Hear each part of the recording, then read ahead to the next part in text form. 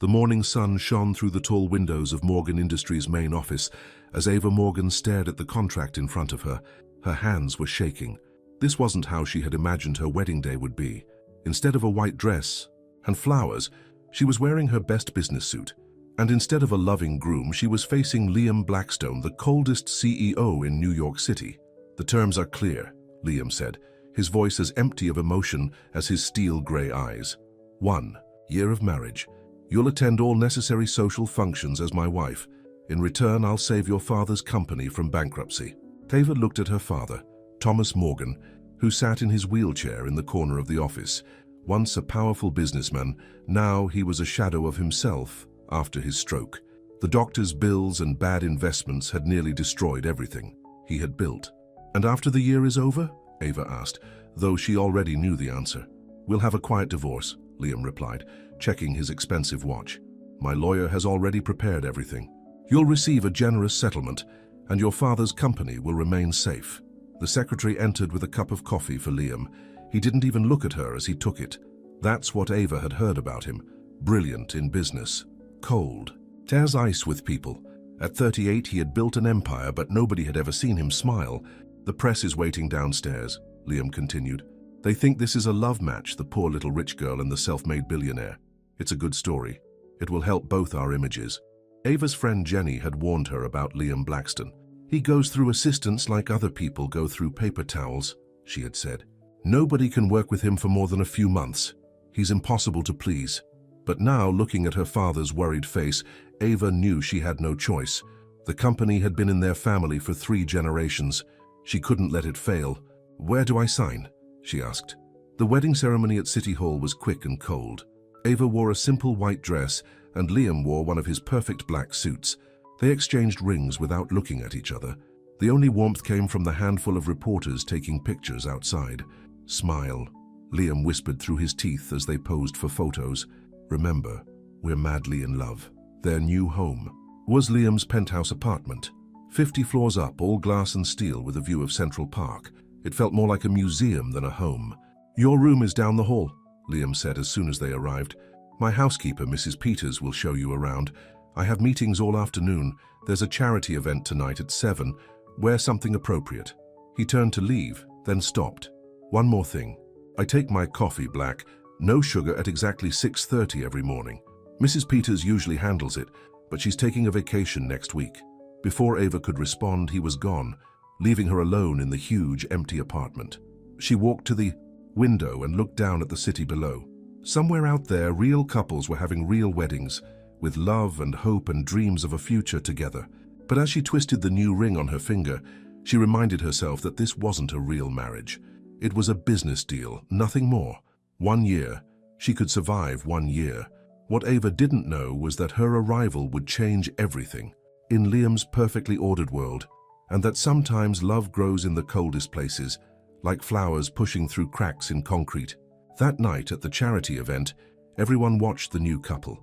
They saw Liam Blackstone's perfect manners and Ava's graceful smile.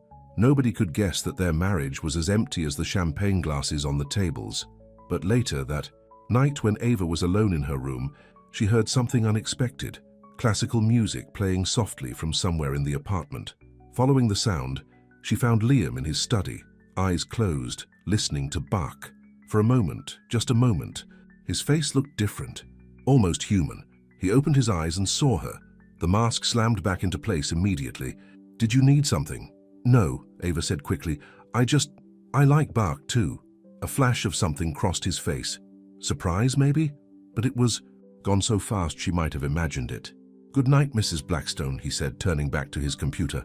Ava went back to her room, confused. Maybe there was more to Liam Blackstone than everyone thought. Or maybe she was just fooling herself, trying to find warmth in a marriage made of ice. Either way, she had a whole year ahead of her to find out. A year that would change both their lives in ways neither of them could imagine. The first week of their marriage was exactly what Ava had expected, lonely and cold. Liam left for work before sunrise and came home late every night. They only saw each other at breakfast, where he read his newspaper, and she pretended to enjoy her toast in silence. But then Mrs. Peters left for her vacation, and things started to change. On Monday morning, Ava woke up early to make Liam's Coffee.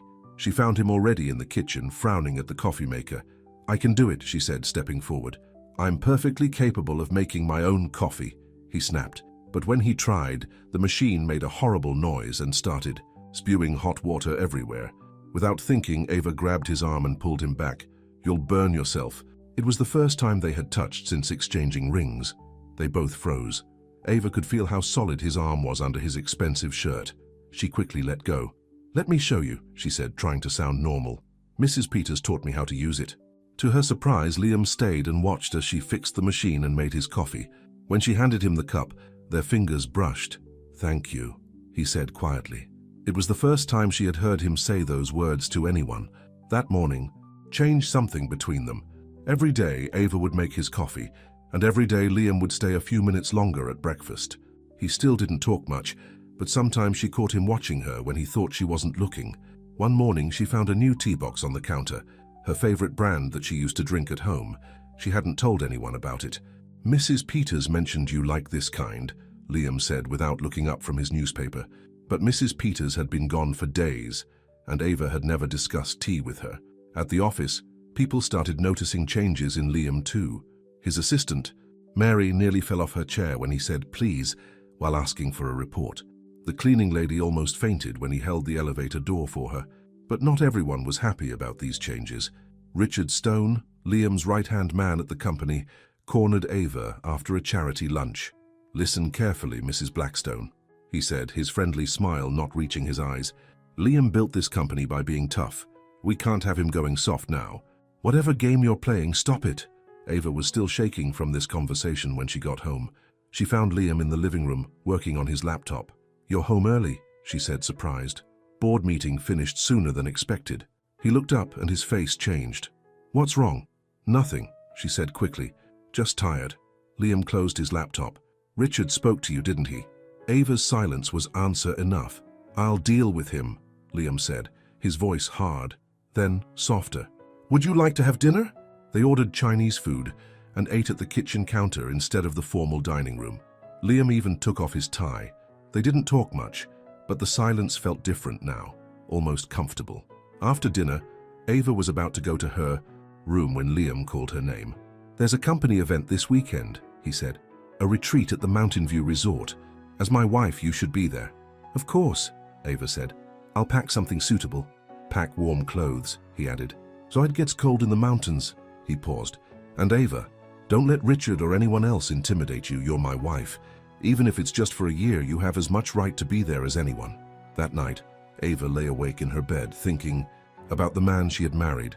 The man everyone called cold and heartless had noticed her favorite tea, had stood up for her, had taken off his tie and eaten Chinese food from cardboard boxes.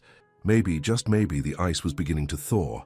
What she didn't know was that in his room down the hall, Liam was also awake, looking at an old photograph of his parents on their wedding day. His father had married his mother for her family's money and connections. He had promised to love her forever. The promises had been as empty as the bottles of whiskey he left behind when he abandoned them. Liam put the photograph away and walked to the window. He had promised himself he would never be weak like his mother, would never let love destroy him like it had destroyed her. But when he thought of Ava's smile when she saw the tea, something in his chest felt warm and dangerous. 1 year, he reminded himself. This marriage would last 1 year, and then things would go back to normal. He just had to keep his walls up until then. But walls, like ice, have a way of melting when you least expect it. The Mountain View Resort looked like something out of a movie, with its huge wooden lodge and snow-capped peaks in the background. As their car pulled up to the entrance, Ava saw at least 20 other expensive vehicles already parked outside. "Remember," Liam said as he helped her out of the car, "these people are like sharks. They'll be watching our every move." "I know how to handle sharks," Ava replied. "I grew up in this world too, remember?" For a second, she thought she saw Liam smile, but it was gone so fast she couldn't be sure. Inside, the lodge was full of Liam's employees and their spouses. Richard Stone was there with his wife Sandra, who was wearing enough diamonds to buy. A small country. They were standing with Helen Walker, the company's PR director, who had been giving Ava strange looks ever since the wedding. "Liam, darling," Sandra Stone rushed over to air-kiss them both. "And Ava, how nice to see you here. I wasn't sure you'd come. These corporate retreats can be so boring for outsiders." Actually, I'm looking forward to it, Ava said sweetly. Liam has told me so much about everyone. Liam's hand tightened on her waist, the first time he had touched her like that. Ava's background in corporate finance makes her anything but an outsider, Sandra. Sandra's face fell slightly. She clearly hadn't expected Liam to defend his wife. Their room was on the top floor of the lodge, with a beautiful view of the mountains. There was only one bed. I'll sleep on the couch, Liam said immediately. Don't be ridiculous, Ava replied. The bed is huge. We can share it without even knowing the other person is there. That night, however, Ava was very aware of Liam's presence on the other side of the bed. She could hear his breathing, could feel the warmth radiating from his body. The next morning, she woke up to find herself alone. There was a note on the pillow. Gone for a run, breakfast at 8. Next to the note was a small box. Inside was a beautiful silver bracelet with snowflake charms. For the welcome dinner tonight, the note explained. It gets cold in the ballroom. Ava's heart did a funny little jump. It was exactly the kind of bracelet she would have chosen for herself. The day was filled with activities, team building, exercises, presentations about the company's future, speeches about family values. Ava watched Liam command the room during his presentation, and for the first time, she saw what made him such a powerful CEO. He might be cold, but he was brilliant. But then, something went wrong. During the afternoon break, Ava overheard a conversation she wasn't supposed to hear. Richard Stone was talking to Helen Walker in a quiet corner. The board isn't happy, Richard was saying. Liam's changing, getting soft. That girl is going to ruin everything we've worked for. The marriage contract only lasts a year, Helen replied. We just need to make sure he sticks to the plan. No emotional attachments. And if he doesn't? Then we remind him what happened the last time he trusted someone. Remember Clare? The name seemed to amuse them both. Ava slipped away, her mind racing. Who was Clare? What had happened?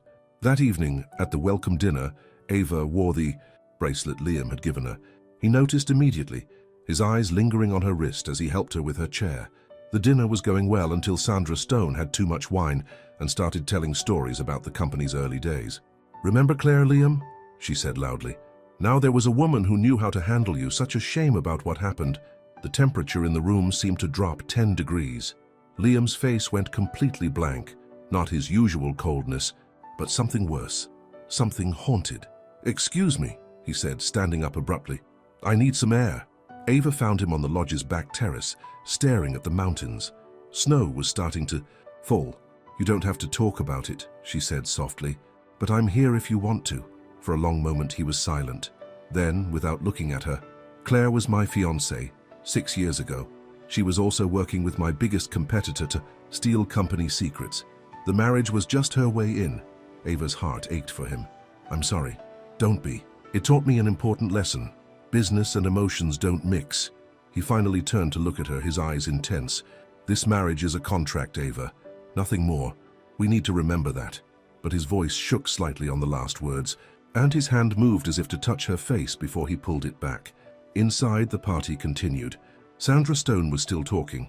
Richard was still watching them like a hawk, and Helen Walker was still plotting whatever she was plotting. But out there in the snow, something was changing between Ava and Liam. Something that had nothing to do with contracts or business deals, and it terrified them both. The drive back from Mountain View Resort was quiet. Something had changed between Ava and Liam after that snowy evening on the terrace, but neither of them knew what to do about it. Back at the penthouse, Ava found herself watching Liam more closely. She noticed things she hadn't seen before, how his shoulders tensed when he was worried, how he always made sure her favorite foods were in the kitchen, how his eyes followed her when she moved around the apartment.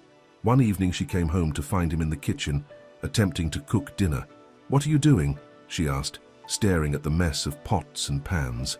Mrs. Peters is still sick, he said, looking embarrassed. And you mentioned missing your grandmother's pasta. The sauce was burning, and the pasta was completely overcooked, but Ava felt her heart squeeze. Liam Blackstone, the man who had never cooked a meal in his life, had tried to make dinner for her. Here, she said, moving beside him at the stove. Let me show you how to do it properly. That night they cooked together. Liam was terrible at it, but he tried.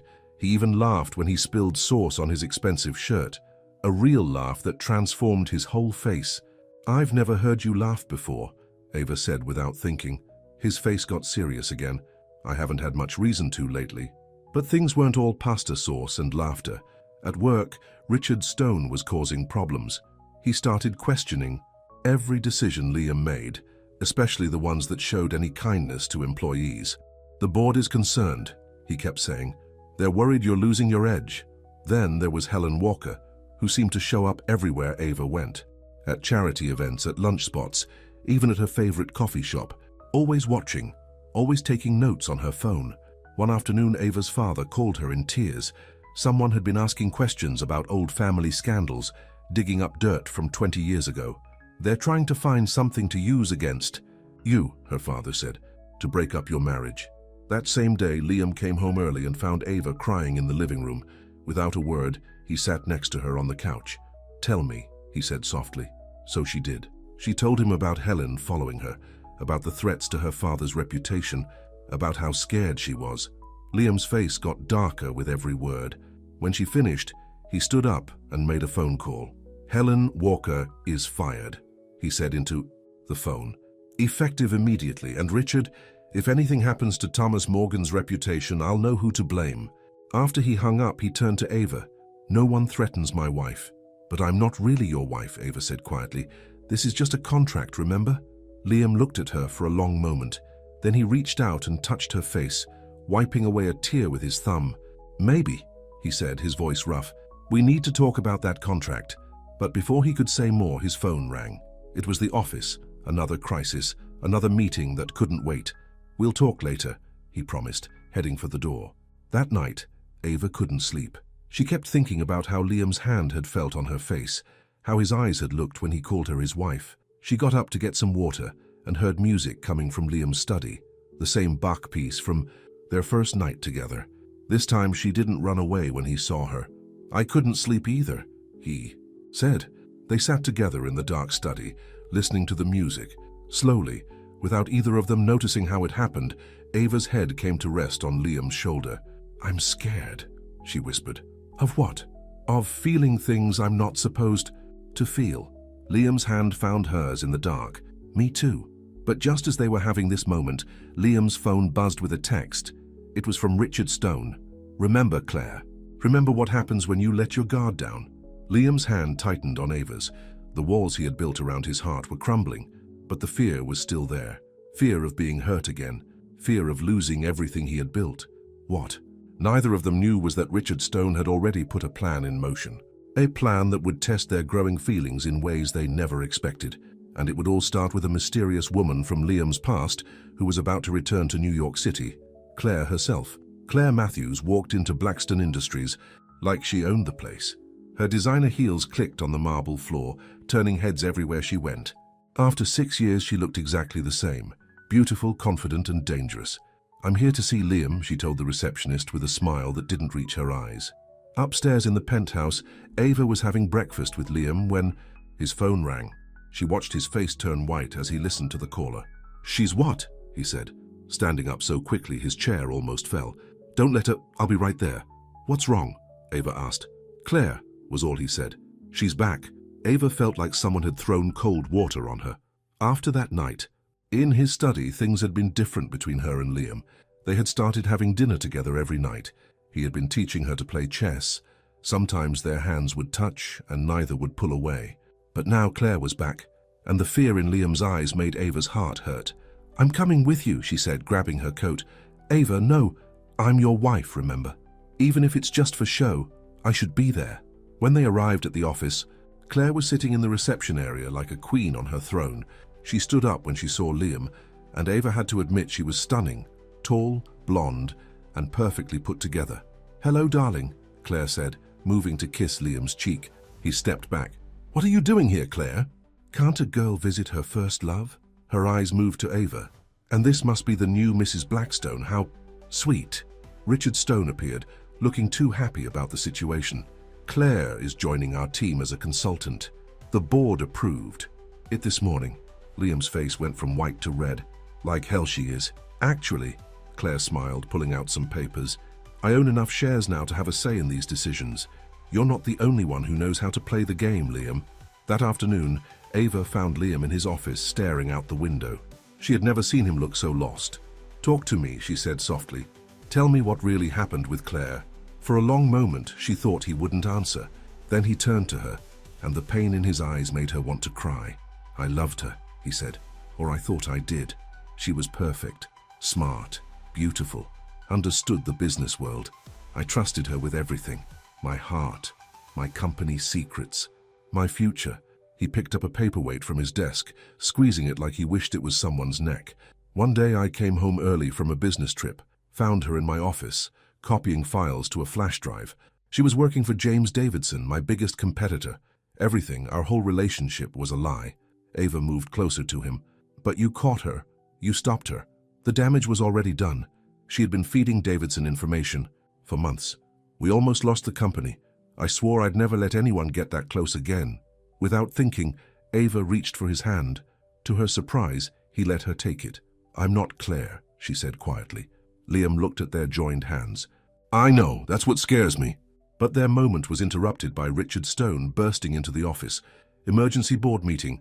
Claire has some interesting things to share about the future of the company." The meeting was a nightmare. Claire presented a plan to break up Blackstone Industries and sell it off piece by piece.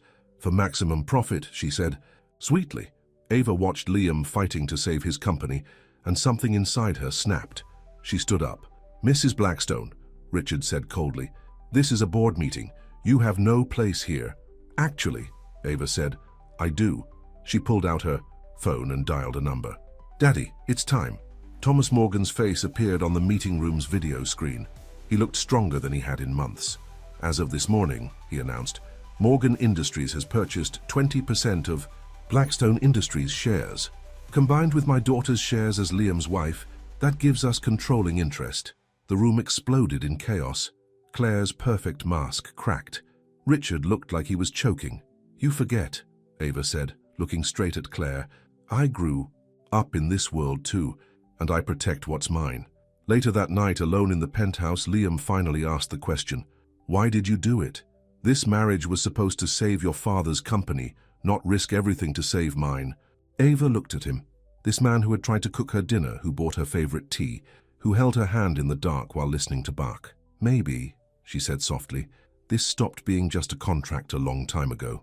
Liam moved toward her, his eyes intense, but before he could reach her, his phone rang again. It was his lawyer. Claire wasn't done fighting, and she had one more card to play, a secret that could destroy not just the company, but Ava and Liam's growing love as well. The morning after the board meeting, Claire walked into Ava's favorite coffee shop. It wasn't a coincidence. Nothing. Claire did ever was. "We need to talk," Claire said, sitting down uninvited at Ava's table. "About Liam." "I have nothing to say to you," Ava replied, starting to stand up. "Even if it's about his son?" Ava slowly sat back down. Her hands were shaking so badly, she had to put down her coffee cup. "Liam doesn't have a son." Claire's smile was like a snake's. "That's what he thinks. I never told him I was pregnant when I left. Alexander is 5 years old now. He has Liam's eyes." She pulled out her phone and showed Ava a photo of a little boy with dark hair and hauntingly familiar grey eyes. "Why are you telling me this?" Ava whispered. "Because you're in my way. End this marriage now, or I'll tell Liam about his son. Imagine what that will do to him, knowing I kept his child from him all these years, knowing his son has been calling another man daddy while he lived alone in his big empty penthouse." Ava felt sick. "You're lying. This is just another one of your games." "Am I?" Claire pushed a folder across the table. "Here's Alexander's birth certificate and his DNA test. I had it done years ago, just in case I needed it someday." When Ava got home, she found Liam in a good mood for the first time in days. "The board is backing down," he said. "Whatever game Claire was playing, she's lost." Looking at his happy face, Ava felt her heart breaking. How could she tell him this? But before she could say anything, Mrs. Peters came in with the mail. There was a large envelope for Liam. Inside were photos. Claire with a little boy at a park at a birthday party, playing with toys. The boy looked exactly like Liam had in his childhood photos. Ava watched the color drain from Liam's face as he read the letter that came with the photos. "I have a son," he said, his voice hollow. "I have a son, and she kept him from me for 5 years." He looked up at Ava with such pain in his eyes that she couldn't breathe. "Did you know about this?" "Claire told me this morning," Ava admitted. "I didn't know how to tell you. Liam's face shut down. The wall she had worked so hard to break through slammed back into place.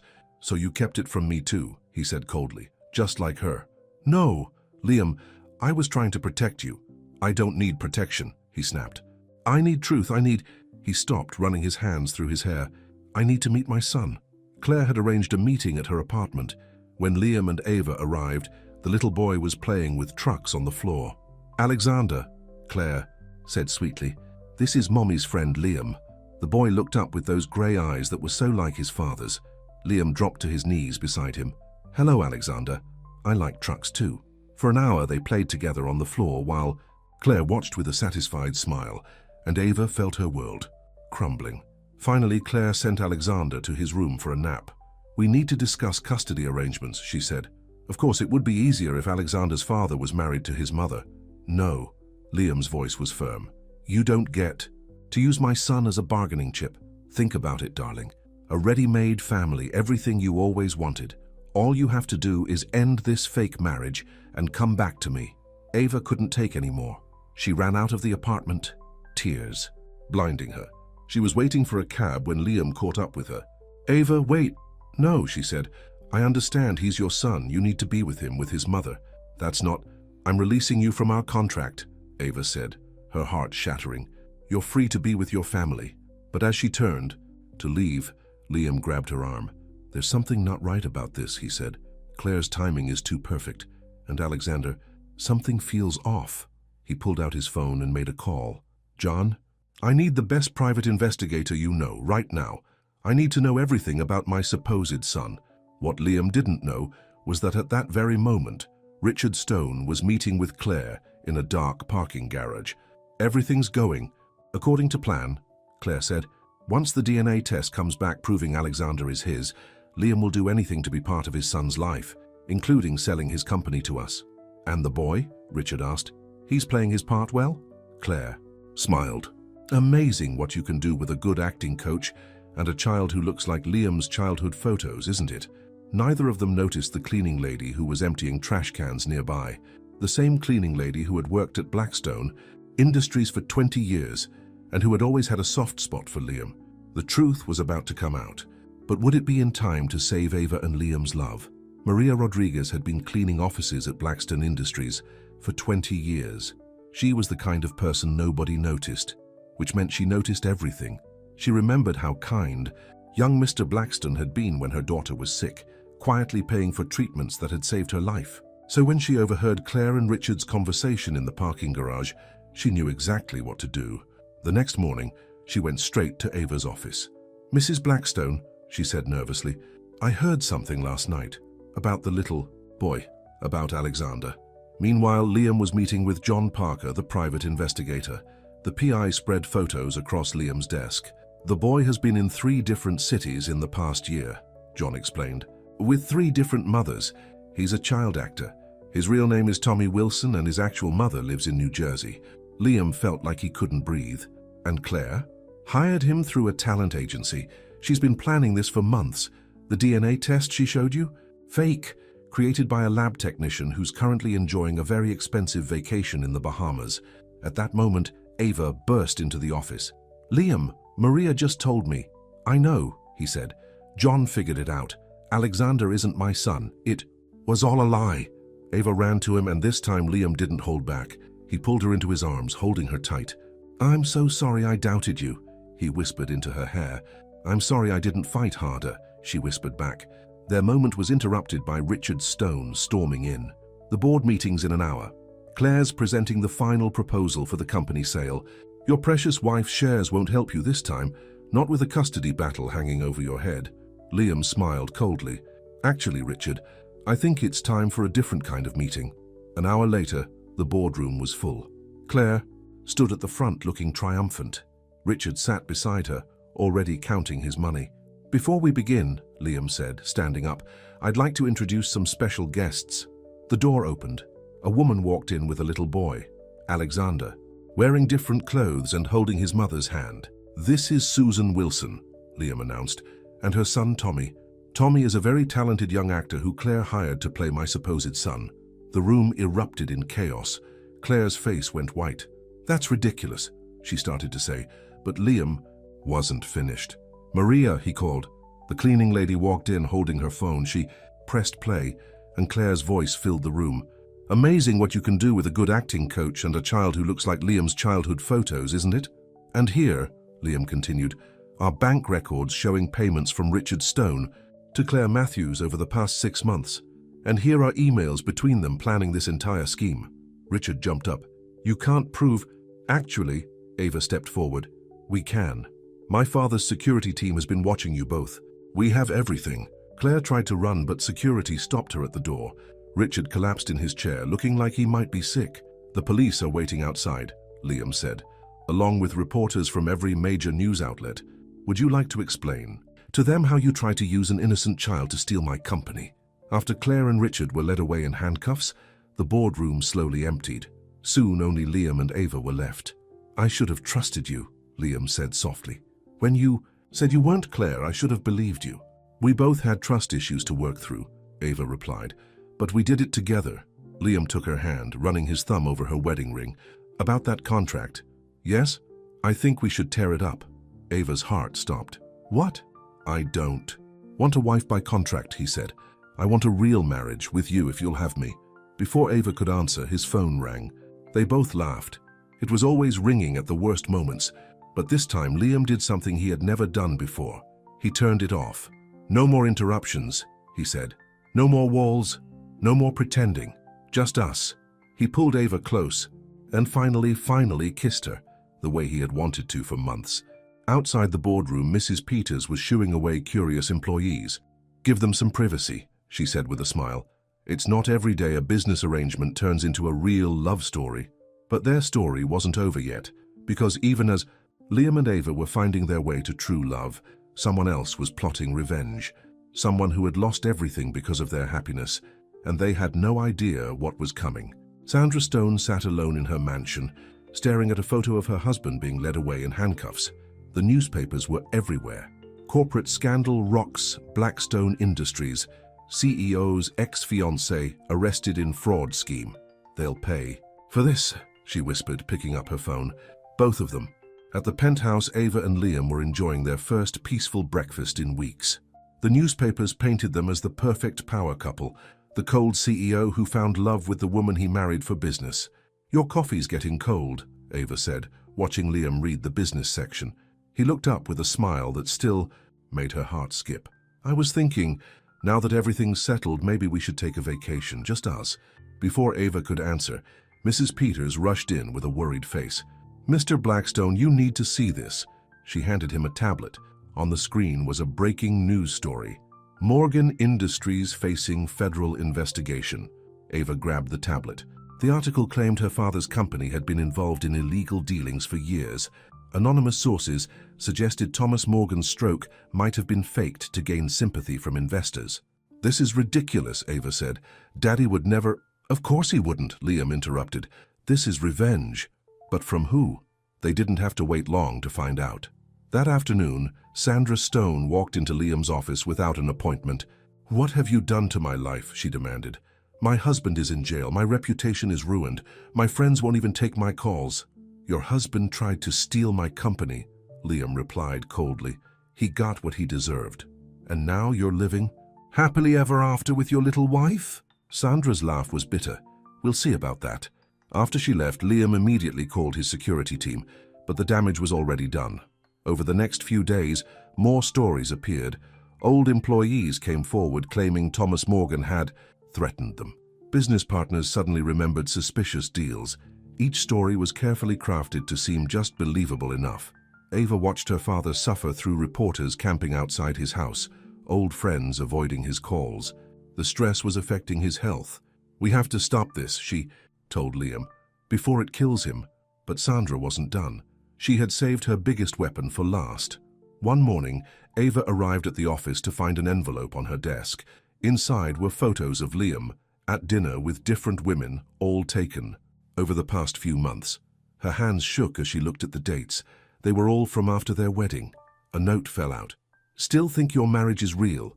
Ask him about Jessica and Rebecca and Emily."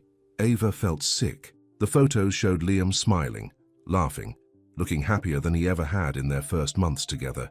When she confronted him, Liam looked confused. "They're business associates," he said. "Nothing more. You never told me about these dinners because they weren't important." He ran his hands through his hair in frustration. "Ava, you can't believe—" "What am I supposed to believe?" she asked quietly. "These were taken when we were married, when you were supposedly falling in love with me." "I was falling in love with you. I am in love with you." It was the first time he had said those words, but instead of joy, Ava felt pain. "How can I trust that? How do I know this isn't just another business arrangement for you?" She turned to leave, but Liam caught her arm. "Let me prove it to you," he said desperately. "Give me a chance to show you the truth." But before he could say more, his phone rang. It was the hospital. Thomas Morgan had suffered another stroke. At the hospital, they found Sandra Stone talking to reporters in the parking lot. "It's just so sad," she was saying, wiping fake tears. "Poor Mr. Morgan, destroyed by his own daughter's ambition, marrying Liam Blackstone to save her family, only to bring them all down." Liam had never looked so angry. He started toward Sandra, but Ava stopped him. "She's not worth it," she said. "My father needs us." Inside the hospital room, Thomas. Morgan looked small and pale in the bed. When he saw Ava, he tried to speak but couldn't. The doctor took them aside. The stress of these past weeks, his heart can't take much more. Ava felt torn in two. Her father needed her, but every time she looked at Liam, she saw those photos, saw him smiling at other women while she was falling in love with him. "Go home," Liam said softly. "Get some rest. I'll stay with him." But when Ava got to the penthouse, there was one more surprise waiting. A woman was sitting in their living room. "Hello," she said, standing up. "I'm Jessica, and I think it's time you knew the truth about your husband." Ava stared at the woman. In her living room, Jessica was exactly what she had feared, beautiful, elegant, and completely at ease in Liam's space. "Why are you here?" Ava asked, her voice shaking. "Because Sandra Stone contacted me," Jessica replied. "She wanted me to tell reporters that Liam and I were having an affair. She offered me a lot of money." Ava's heart sank. "And were you having an affair?" Jessica smiled, but not unkindly. "No, those dinner meetings, I'm a wedding planner." "What?" Jessica reached into her bag and pulled out a folder. Inside were sketches of flower arrangements, sample invitations, and photos of wedding venues. "Liam hired me 3 months ago. He wanted to surprise you with a real wedding, not a business contract in an office, but the kind of wedding every girl dreams about." Ava's legs felt weak. She sat down heavily on the couch. "But all those other women in the photos. Rebecca is a jeweler. She was helping him design your ring. Emily is a real estate agent. He's been looking at houses outside the city, places with gardens, because he remembered you saying how much you missed your grandmother's garden." Tears started rolling down Ava's face. All this time, while she had been doubting him. "He loves you," Jessica said softly. "I've planned hundreds of weddings, and I've never seen anyone put so much thought into every detail. He wanted everything to be perfect. But why didn't he tell me?" "Because," Liam's voice came from the doorway, "I wanted it to be a surprise." He looked exhausted, his tie loose and his hair messy from running his hands through it. Jessica quietly gathered her things. "I'll leave you two to talk, and Sandra Stone can take her money and go to hell." After she left, Liam and Ava sat in silence for a moment. "Your father is stable," Liam said. "They're keeping him for observation, but the doctor thinks he'll be okay." Ava nodded, unable to speak. "I should have told you about the wedding plans," Liam continued, "but I wanted to show you that this isn't just business for me anymore, that you're not just a contract or a business arrangement." He knelt in front of her, taking her hands in his. "When I married you, I thought I was just making a smart business move. I thought I could keep my walls up, keep my heart safe. But you changed everything." He reached into his pocket and pulled out a small box. "I was going to do this at the wedding, but—" He opened the box to reveal a stunning diamond ring. "This is why I was meeting with Rebecca. I wanted to design something as unique as you are." "Liam, I love you, Ava Morgan. Not because of a contract, not because of our companies, but because you made me believe in love again. Will you marry me, for real this time?" Before Ava could answer, her phone rang. It was the hospital. "Mrs. Blackstone, your father is asking for you, and there's something you both need to know." At the hospital, they found Sandra Stone being led away in handcuffs. "She was caught trying to tamper with your father's medication," a nurse explained. "She's been planning this for weeks, had a whole scheme to make it look like natural causes." Thomas Morgan was sitting up in bed, looking stronger than he had in days. "Princess," he said when he saw Ava, "I'm sorry I scared you." "Daddy, don't." "No, let me finish." Seeing Sandra today, seeing how hate and revenge can poison someone, it made me realize something. Life is too short to let pride or fear stand in the way of love. He looked at Liam. "When you first came to me with this business marriage idea, I thought you were just another cold-hearted businessman, but I've watched how you look at my daughter, how you protect her. That's not business, that's love." Ava felt Liam's hand tighten around hers. "Now," Thomas continued with a smile, "I believe my future son-in-law has something to ask me." Liam straightened up. "Sir, I love your daughter, and I would like your blessing to marry her. Properly this time. You already have it, son." But their moment of happiness was interrupted by a commotion in the hallway. A nurse ran in, looking panicked.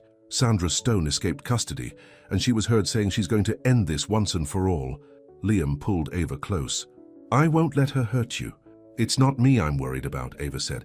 "She blames both of us for ruining her life, and a woman with nothing left to lose." They had no idea that at that very moment, Sandra was already putting her final desperate plan into action. A plan that would put not just their love, but their lives on the line. The police search for Sandra Stone had been going on for 3 days. Ava and Liam were staying at the hospital with Thomas Morgan, who was getting stronger. Every day. "You two should go home," Thomas insisted. "I have police protection, I'll be fine." But Liam wouldn't hear of it. "We stay together," he said, holding Ava's hand. "All of us." That evening, Mrs. Peters arrived with clean clothes for them, but something was wrong. Her hands were shaking as she handed Liam a note. "She was waiting at the penthouse," Mrs. Peters whispered. "She made me bring this." The note was simple. "Midnight, the Blackstone Industries roof. Come alone or I start sending pieces of your precious company to the press. Sandra." "You can't go," Ava said immediately. "It's a trap." "Of course it is," Liam replied. "But if I don't, she'll destroy everything we've built, everything your father saved." "Then I'm coming with you." "No," both Liam and Thomas said. "At once." But Ava stood firm. "We're in this together, remember? No more walls, no more pretending. Where you go, I go." Liam looked at her, really looked at her, and saw not the society girl he'd thought he was marrying for business, but the strong woman he'd fallen in love with. "Okay," he said softly. "Together." They called the police, of course, set up a plan. But when midnight came, they had to walk onto that roof alone. Sandra was waiting by the edge, looking wild and dangerous. She'd cut her hair short and dyed it dark, but her eyes were the same, full of hate. "How sweet," she sneered. "The happy couple." "It's over, Sandra," Liam said calmly. "The police are downstairs. Whatever you're planning, it won't work." "Oh, but it will." She pulled out a gun. "You took everything from me. My husband, my life, my future. Now I'm going to take everything from you." She pointed the gun at Ava. "Starting with her." "Sandra, think about what you're doing," Ava said. "Is this really what Richard would want?" "Richard?" Sandra laughed bitterly. "Richard was weak. He let you destroy him, but I'm not weak." "No," came a voice from behind her. "You're just sad." They all turned. Richard Stone was standing there in handcuffs with 2 police officers. "Richard?" Sandra's hand shook. "But you're in jail." "They let me come when they found your note," he said. "Sandra, please, put the gun down. No more revenge, no more hate. It's over." "It's not over."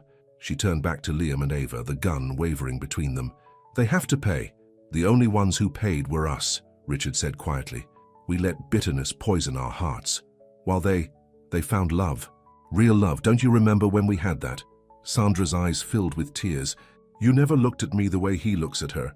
Never fought for me the way he fights for her." "I know," Richard said, "and I'm sorry. But this won't fix anything. Please, honey, put the gun down." For a moment, it seemed like she would. Gun lowered slightly. Then suddenly she raised it again, aiming at Liam. "At least I can take away her happiness like she took away mine." Everything happened in slow motion. The gun fired. Ava screamed. But Liam was already moving, pulling her down behind a ventilation unit. The police swarmed the roof. In the chaos, Sandra lost her balance. She stumbled backward toward the edge. Richard broke free from the officers and ran to her. He caught her hand just as she started to fall. "I've got you," he said, holding on tight while the officers helped pull her back to safety. Later, in the hospital waiting room, Ava sat with her head on Liam's shoulder. The bullet had only grazed him, but the doctors wanted to check him out anyway. "I can't believe it's really over," she said. "Not over," Liam corrected her. "Just beginning." 3 months later, the gardens of the Morgan estate were filled with flowers, not for a business contract this time, but for a real wedding. Ava walked down the aisle on her father's arm, wearing the dress of her dreams. Liam waited for her under an arch of roses, and this time when he smiled, everyone could see the love in his eyes. "When I first married you," he said in his vows, "I thought love was a weakness. But you taught me that real love is the greatest strength we can have. You broke down my walls. You made me believe again. And I promise to spend the rest of my life showing you that business arrangements may be temporary, but true love lasts forever." In the audience, Mrs. Peters dabbed at her eyes. Maria Rodriguez sat proudly with her family, all wearing new clothes, that Liam had insisted on buying them. Even Clare, who had found redemption in prison ministry, had sent a letter of congratulation. Thomas Morgan beamed as he placed his daughter's hand in Liam's. "Take care of each other," he said, "in business and in love." And as Liam leaned down to kiss his bride, his real bride this time, anyone watching could see that this was no business arrangement. This was the kind of love that comes once in a lifetime. The kind that starts with a contract, but ends with two hearts beating as one. In the years that followed, people would often ask Ava and Liam about their unusual love story. They would smile at each other, remembering the journey from cold business deal to warm, lasting love. Sometimes, Ava would say, "The best things in life start as business arrangements." And Liam would add, his eyes never leaving his wife's face, "But they become so much more when you let love in." As for Richard and Sandra, they found their own kind of redemption. In separate prison rehabilitation programs, they learned to let go of hate and remember the love they once had. Their story wasn't over either, just taking a different path. And in the end, that's what love is. Not a contract to be signed, but a choice to be made every day. A choice to break down walls, to trust, to believe that even in the coldest hearts, love can bloom like flowers pushing through concrete. The end.